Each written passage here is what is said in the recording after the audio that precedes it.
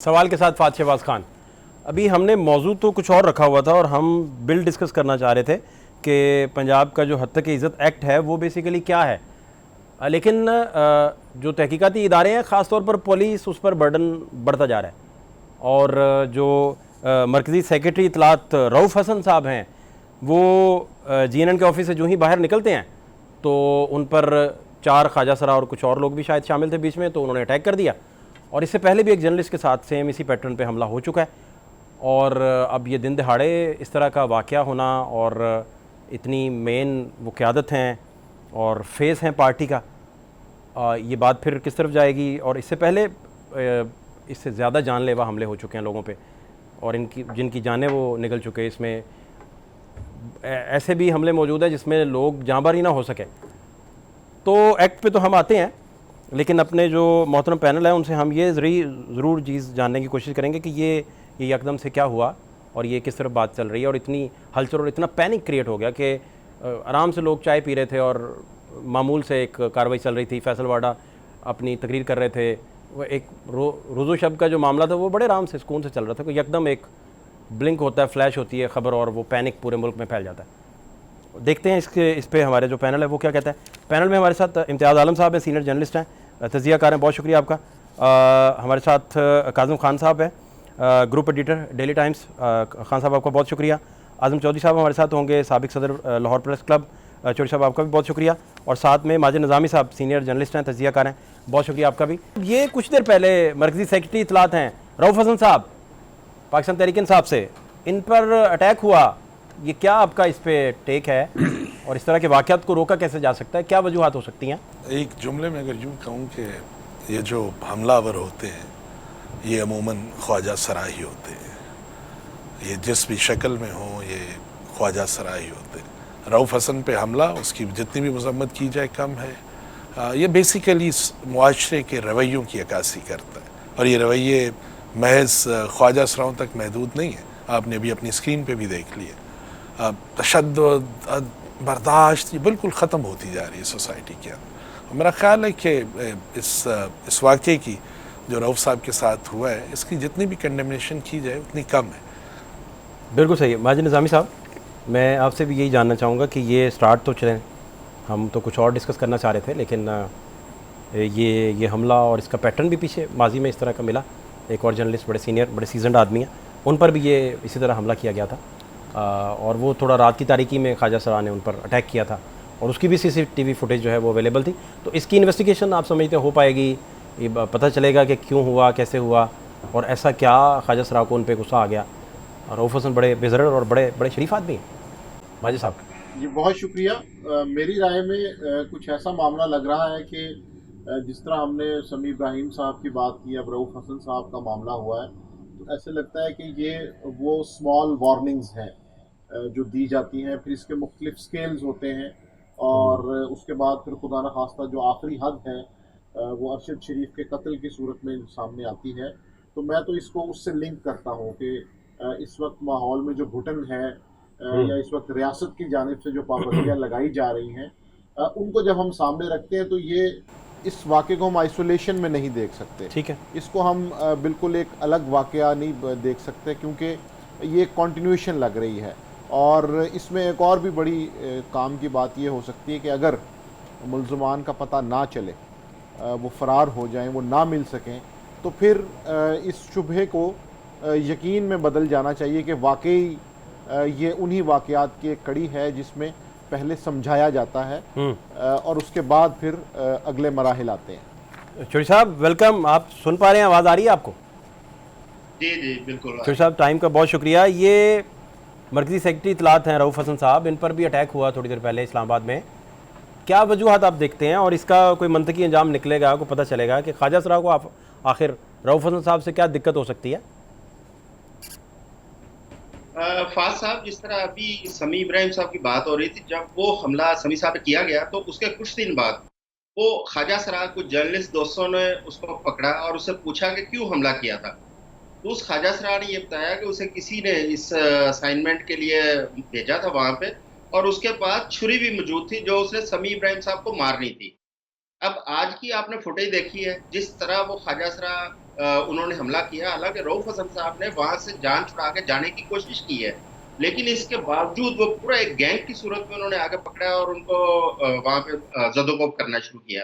ये रियासत के ऊपर भी एक बहुत बड़ा सवालिया निशान है, और ये दुरुस्त बात है कि ये वार्निंग कह सकते हैं आपको। दूसरी ये है कि एक इनको बयानिया ऐसा मिल जाता है, देखें जी ये तो हिजड़ों ने हमला किया था, और अगले बंदे की एक तज़हीक का अंसर भी इसके अंदर शामिल हो जाता है। नहीं बुनियादी हालांकि तौर पे ख्वाजा सराज जो हैं वो तो बड़ा रिस्पेक्टेड, हमारा बड़ा बड़ा रिस्पेक्टेड, वो हमारी हमारी सोसाइटी का। मैं उनकी जी जी जी, आप ठीक फरमा रहे हैं, आप ठीक फरमा रहे हैं। उनके साथ जो टैबूज और लेबलिंग है वो बड़ी कंडेमेबल है, आप ठीक फरमा रहे हैं। लेकिन मैं कह रहा हूँ कि वो बड़ा रिस्पेक्टेड पार्ट है हमारी सोसाइटी का।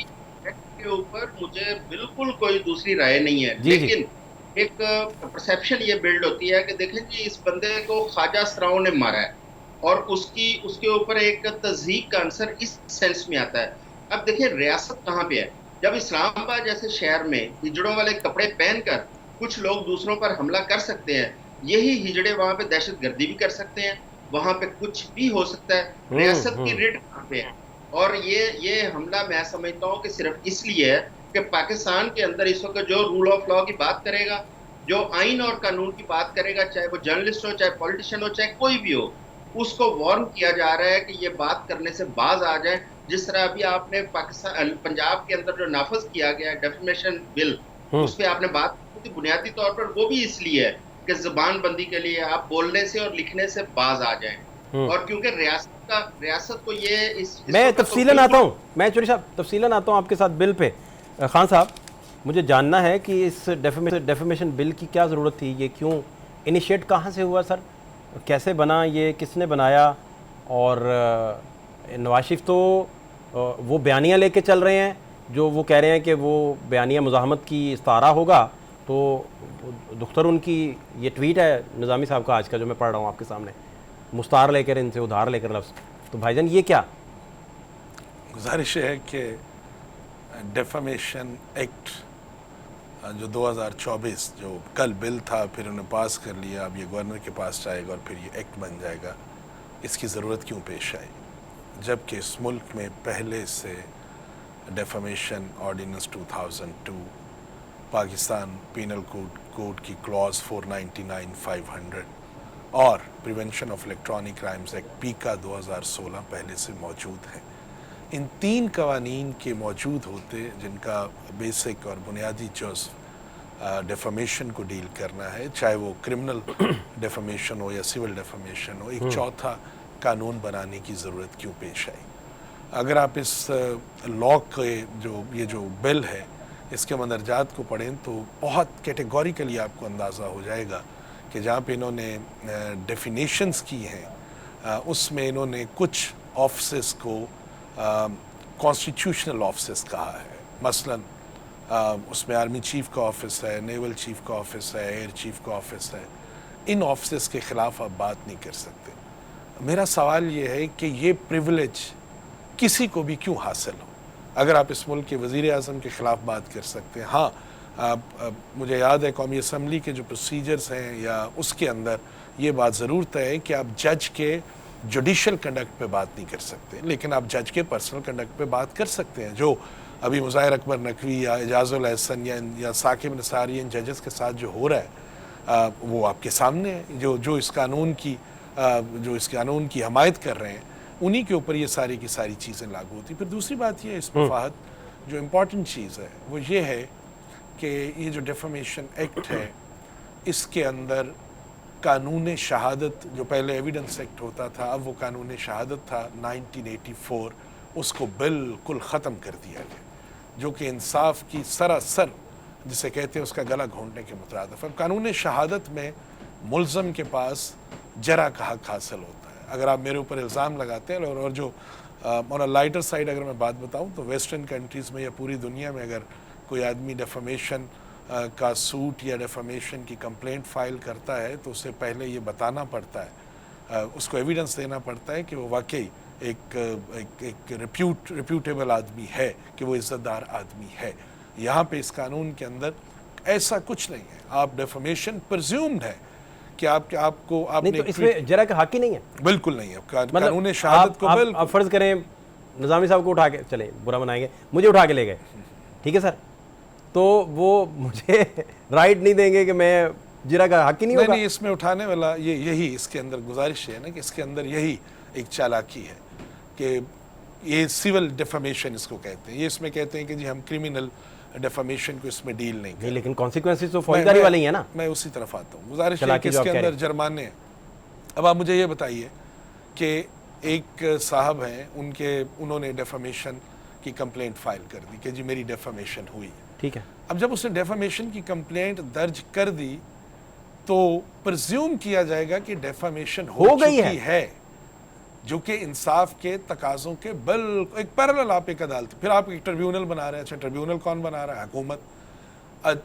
वो तो एडीसी के जज नहीं लगा रही, मैं वही कह रहा हूं। ट्रिब्यूनल कैसे बनाएगी? वही जज जो है जो qualified to be an high court जज, सो इट मींस कि हर वो शख्स जिसकी उम्र 45 साल नहीं, वो रिटायर्ड होंगे कोई? नहीं, ऐसा नहीं, ऐसा वो to be qualified as a जज है, उसकी क्वालिफिकेशन उनकी हाई कोर्ट के जज के इक्वल हो, 45 साल की उम्र हो, प्लस उसके बाद उनके तो पास वो गवर्नमेंट 15 साल अपना का- मतलब वो अपना बंदा, कोई वकील हाई कोर्ट का आप लगा सकते हैं, कोई सुप्रीम कोर्ट का वकील लगा सकते हैं। देखें फ़हद, इसके अंदर से कानून शहादत को बिल्कुल एलिमिनेट कर देना, ये आपकी नीयत और आपकी मलिक अहमद स्पीकर हों, मरियम बीबी वज़ीर आला हों, ये मैं आपकी तरफ तो आता हूँ, लेकिन निज़ामी साहब ये क्या, आप क्या समझते हैं इसको? जाने ना जाने गुल ही ना जाने बाग तो सारा जाने है। प्रॉब्लम ये है कि इस कानून के अंदर जिस तरह यहाँ पे बात हो रही थी कि जो तारीफ़ें बयान की गई हैं, वहीं से पता चलता है कि एक बदनीयती का आंसर इसमें शामिल है। ये बदनीयती लफ्ज़ हद के इज़्ज़त तो नहीं होगा? हो जाए जी। आप देखें, आप किसको बदनीयत कह रहे हैं? जुर्माना जिन्होंने अदा- कानून पास किया उनको बदनीयत। मेरा ख्याल है कि यही मैं ये- इम्तियाज़ आलम साहब से कह रहा था कि हजूर आप नहीं, मुझे ऐसा वाडा लगता को कुछ कह रहे हैं, आप पे हद की इज्जत हो जानी है तो 30 लाख हैं आपके मुझे पास। माजिद ऐसा लग रहा है कि इन कानून बनाने वालों का ख्याल ये है कि शायद इसके बाद लोग इनकी इज्जत करना शुरू कर देंगे। प्लीज आप कह मेरा ख्याल है ये तो खाम ख्याली ही होगी। तो बुनियादी तौर ये पे क्या बातें हो रही हैं? वो कह रहे हैं कि इनकी इज्जत हो जाएगी, वो कहते हैं काम ख्याली होगी। शॉर्ट ब्रेक एक लेनी है जी, बिल्कुल प्रोग्राम के आगाज़ में सीनियर जर्नलिस्ट इम्तियाज़ आलम साहब जो है, उन्होंने सिर्फ यही पूछा कि 30 लाख हैं आपके पास। तो मैं कोई FBR की तरफ से तो नहीं पूछा था, लेकिन पता नहीं क्यों बुरा मान गए। हमारे सीनियर हैं, बड़े हैं, बुजुर्ग हैं। शॉर्ट ब्रेक एक लेंगे, हमारे साथ रहिए। ब्रेक के बाद खुश आमदीद। काज़म खान साहब, मुझे आपसे जानना है कि ये इसमें जो डेफिनेशंस की गई हैं, जर्नलिज़म की जो डेफिनेशन की हैं वो अप टू मार्क हैं, और आपने जो बयान किया पहले पोर्शन में, जो आप कह रहे थे कि एक बंदे के पास जीरा का राइट ही नहीं बचा, और अगर डेफेमेशन आपने मेरे ख़िलाफ़ कर दी है तो ये डिसाइडेड हो गई कि डेफेमेशन हो गई, तो इसमें और क्या आप समझते हैं कि इम्पोर्टेंट थीम? इन्होंने जो जिस चीज़ को मेंशन किया है वो लीव टू इनके पास डिफेंड है। उसमें होता ये है अमूमन कि ये कुदरत का एक कानून है कि अगर आपके ऊपर इल्ज़ाम लगता है तो आप हक रखते हैं उसका जवाब देने के। इस कानून के अंदर आपके ऊपर इल्ज़ाम लग गया तो आपको इजाज़त लेना पड़ेगी उस ट्रिब्यूनल से कि क्या मैं अपना डिफेंस का राइट इस्तेमाल कर सकता हूँ, और अगर वो आपको इजाज़त देता है तो आप उसका राइट इस्तेमाल कर सकते हैं, और अगर वो राइट का इजाज़त नहीं देता तो आपका डिफेंस का राइट ख़त्म हो जाता है। तो कानूनी शहादत जो एक प्रोसीजर तय करता है कि अगर आपके ऊपर इल्ज़ाम लग जाए, उस इल्ज़ाम की सदाकत क्या है, वो इल्ज़ाम कैसे लगा, उसके अंदर गवाहान क्यों हैं, जो एक पूरा एक आसमा जहांगीर साहिबा, आपको याद होगा अच्छे से, वो सख्ती से बात करते हुए इस तरह उंगली लहरा के फरमाया करती थी कि दहशतगर्द को भी आप राइट दें, जीरा का हक दें उसे, केस ये लड़ने इसका का हक है, ये बुनियादी हक है जी। इस्लाम भी इसकी इजाज़त देता है, आप किसी पे इल्ज़ाम लगे तो आप उसको अच्छा, ट्रिब्यूनल की स्वाबदीद है कि वो आपको राइट दे या ना दे? जी, लीव टू जो डिफेंड है ये उनकी मर्जी के साथ वो वकील करने का राइट दे या ना दे? इसमें जो सबसे ख़तरनाक चीज़ है जिसको मैं ज़ाती तौर पे समझता हूँ वो इसकी क्लॉज 12 है। अगर आप उसको पढ़ें तो उसके अंदर नो कमेंट्स ऑन प्रोसीडिंग्स है आपके ऊपर इल्ज़ाम। अच्छा जी, यानी कि आप उसे रिपोर्ट ही नहीं कर सकते? नहीं कर सकते, बिल्कुल नहीं कर सकते। अगर जिस दिन से ये केस दायर हो जाएगा तब तक, जब तक केस चलता रहेगा, आप उसके हवाले से कोई बात नहीं कर पाएंगे। महज आप एक खामोश तमाशाई बन के देखते रहेंगे कि आपके साथ क्या आपने हो रहा चुप करके सुनना है? बिल्कुल चुप करके सुनना है। जो मेरी अंडरस्टैंडिंग है इसको बाहर निकल के माजिद निज़ामी साहब रिपोर्ट नहीं कर सकेंगे?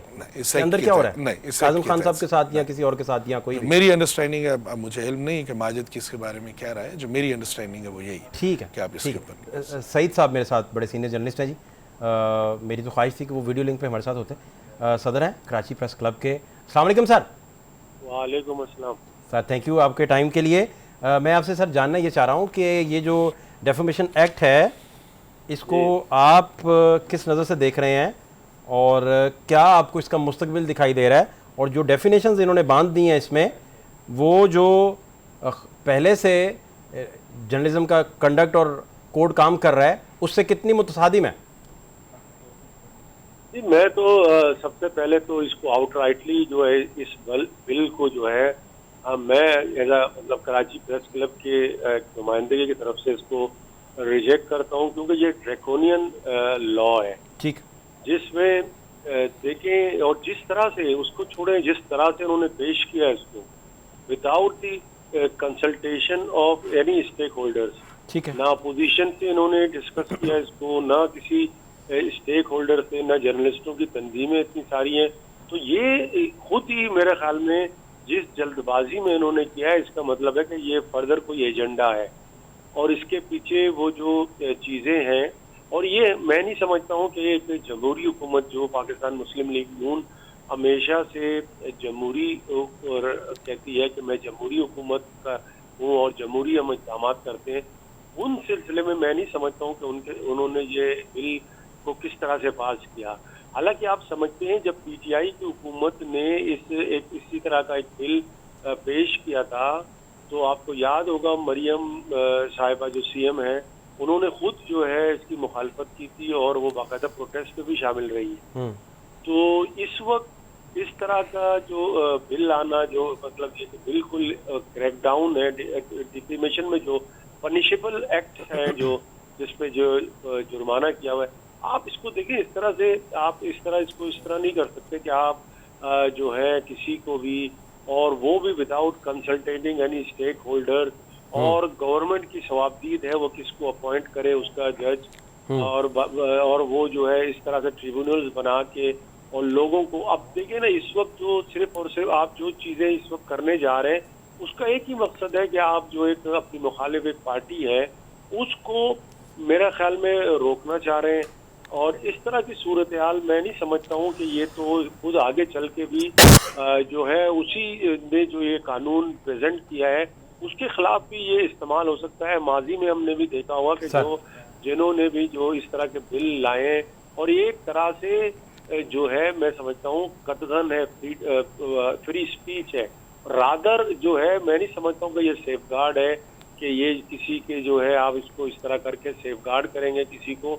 ये तो सीधा सीधा जो है फ्रीडम ऑफ स्पीच की जो है आप समझते हैं कि ये इसको हम टैकल कर लेंगे फेक न्यूज को, और इसको इस तरह से मैं नहीं समझता हूँ कि आप इसको इस तरह से टैकल कर पाएंगे। बल्कि इसमें बहुत से तरीके हैं, जिस तरह आपने कहा जो जर्नलिज्म का कोड ऑफ कंडक्ट है, जिसमें प्रिंट भी ये आ जाता है, इलेक्ट्रॉनिक मीडिया भी है, और सोशल मीडिया भी है, टिकटॉक भी है, फेसबुक भी है, एक्स भी है, इस तरह। और वैसे भी तो आपने देखा है कि पाकिस्तान भर में जो एक्स है, जिसको ट्विटर हम कहते थे, वो बंद पड़ा हुआ है। लेकिन आप इस तरह की कदगने लगाकर आप क्या समझते हैं कि आप जो है अपनी जो आप गलतियां हैं या कोताहियां उनको छुपा सकते हैं? मैं नहीं समझता हूँ क्या इस तरह की चीजें जो है छुपानी चाहिए, बल्कि फिर और मैं समझता हूँ कि इसको जो है ख़त्म कर देना चाहिए, और तमाम स्टेक होल्डर्स की एक मीटिंग बुलाकर एक बाहमी मुश्तराक से जो चीज़ें आप समझते हैं कि फेक न्यूज़ है या किसी इंडिविजुअल्स के खिलाफ कोई चीज़ है या किसी इदारे के खिलाफ है, तो इसमें बैठ के गवर्नमेंट को चाहिए कि वो तमाम ठीक है जो इसके मेरे साथ रहिए आप प्रेसिडेंट साहब, मेरे साथ आप रहिए। निज़ामी साहब, अब मुझे आप ये समझाइए कि जो खौफनाक बातें और जिस तरीके से तशरीह बिल की इन्होंने करके खान साहब ने बताई है, और आपकी नज़र से क्या गुजरा जब आप पढ़ रहे थे इसको और सीधा चीज़ें जो आप निकाल रहे थे? जी, ये बिल की जो मुख्तलिफ नुकात हैं वो खासे दिलचस्प भी हैं, और जब उन्हें देखते हैं तो पता चलता है कि ये एक पूरे प्लान के ज़रिए इसे मुरतब किया गया है।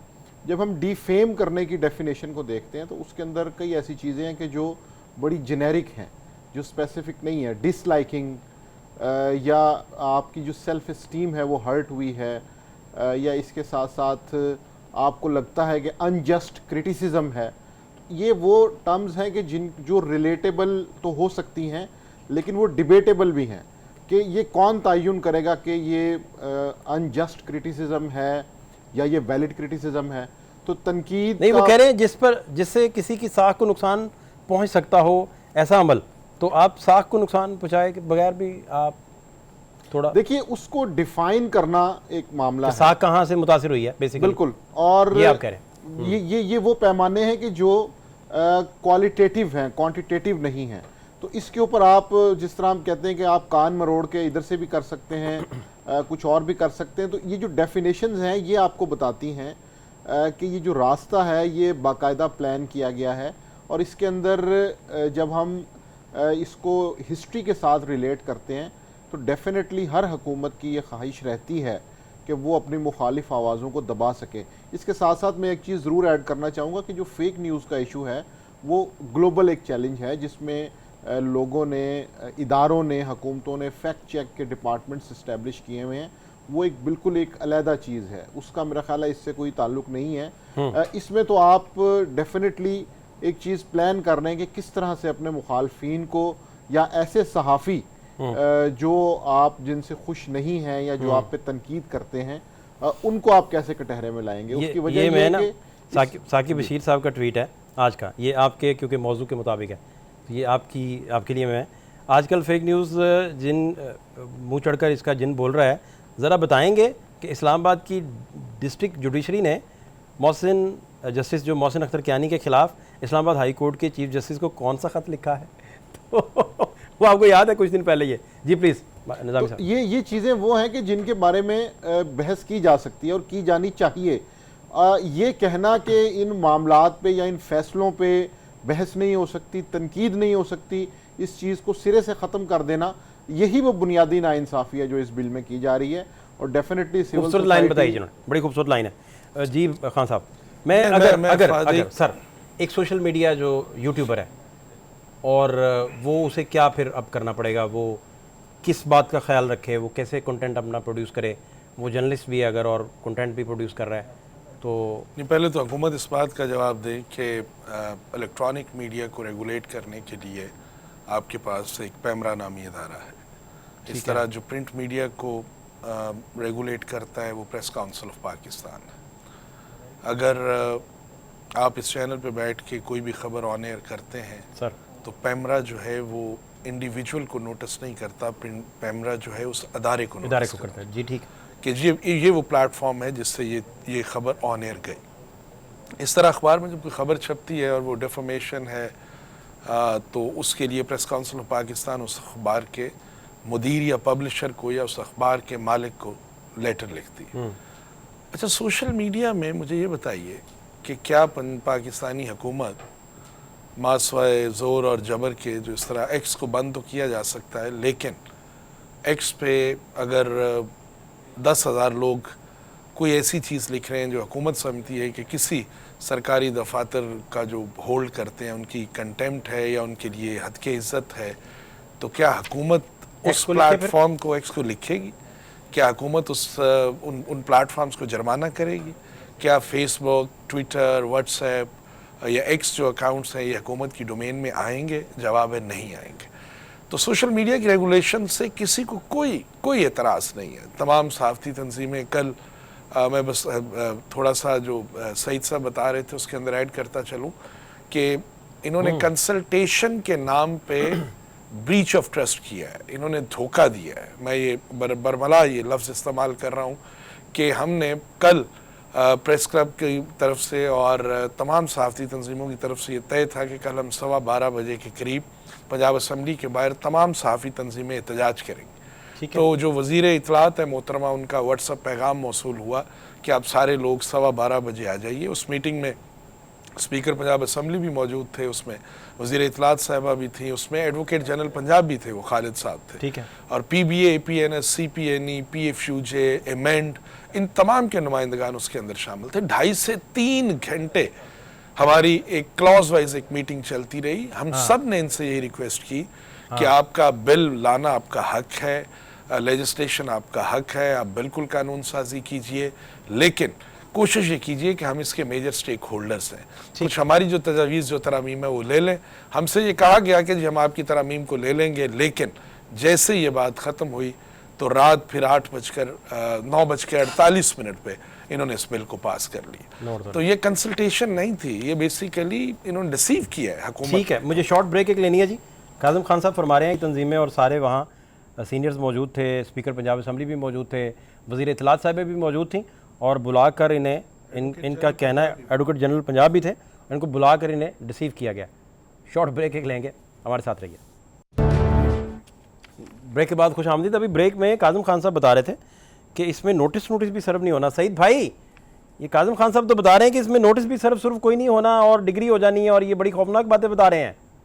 सईद भाई बिल्कुल, ये तो मैंने आपसे पहले कहा ना, ड्रैकोनियन लॉ है ये जो लॉ है। ये देखें, माशाल्लाह भी इस तरह की चीज़ें नहीं होती थी, और ये भी जिस तरह से उन्होंने हेस्ट में किया है, और इसका मतलब जाहिर है कि जब ये स्टेक होल्डर के साथ बैठेंगे और जब इस तरह की चीज़ें आएंगी तो कौन इसको अप्रूव करेगा।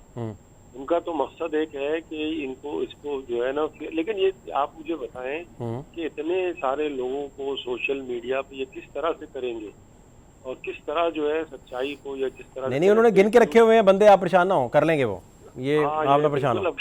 देखें वो तो कमाल है, आपको पता ही है कौन कौन से लोग जो हैं वो अपना सही काम नहीं कर रहे और हद के इज्जतें करते फिर रहे हैं, आपको नहीं पता क्या बात कर रहे हैं आप सईद भाई? जी बिल्कुल, मुझे टारगेट अच्छा, मान गए, शुक्र है शुक्र है। अच्छा मुझे बताइए, मेरे साथ रहिए सईद भाई, अपना माजिद भाई, मुझे सर निज़ामी साहब ये समझना है, ये नोटिस वाला क्या चक्कर है?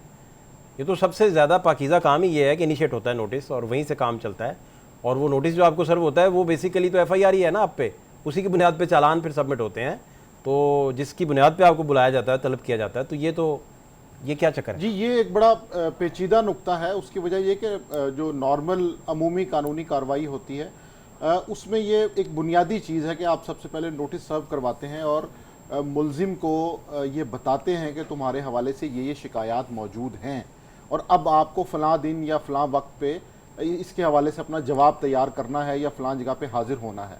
तो उस प्रोसेस के तहत मुल्जिम को ये उसके इल्म में लाई जाती है बात कि ये मामला इनिशिएट हो रहा है।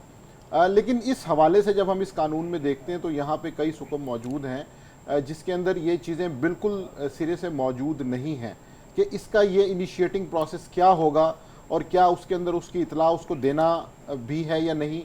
उसके बाद फिर इसके अंदर जो दूसरा बड़ा नुक्ता है कि जिसको डिस्कस करना चाहिए वो ये है कि कोई भी चीज़ जब वहाँ पे इनिशिएट हो जाएगी उसे रिपोर्ट नहीं किया जा सकता, उसके ऊपर कितनी कार्रवाई हो चुकी है, क्या मामला चल रहा है, क्या फ़ैसला होने जा रहा है, क्या फ़ैसला हो चुका है, वो सारा जो प्रोसेस है वो आप मीडिया पे, सोशल मीडिया पे रिपोर्ट नहीं कर सकते।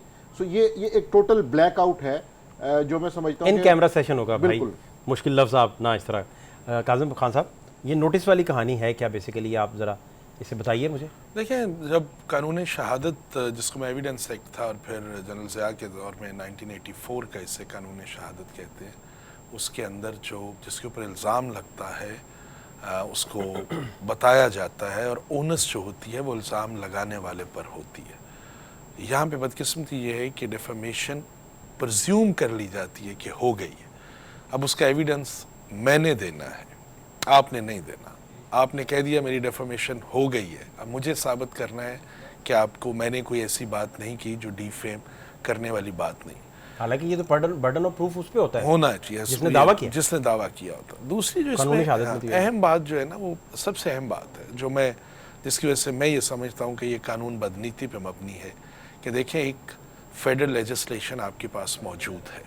अब आप मुझे ये बताइए कि मैं कोई ऐसी बात करता हूँ जो किसी के नज़दीक डेफेमेशन के एक्ट के तहत वो समझते हैं कि ये इन्होंने डिफेम किया है, तो क्या मेरा ट्रायल मुझे पीका एक्ट 2016 के तहत भुगतना पड़ेगा, मुझे पाकिस्तान पीनल कोड की क्लॉज 499 के तहत भुगतना पड़ेगा, या मुझे जो डेफेमेशन ऑर्डिनेंस ऑलरेडी मौजूद है 2002 जो फेडरल लेजिस्लेशन है उसके तहत भुगतना पड़ेगा।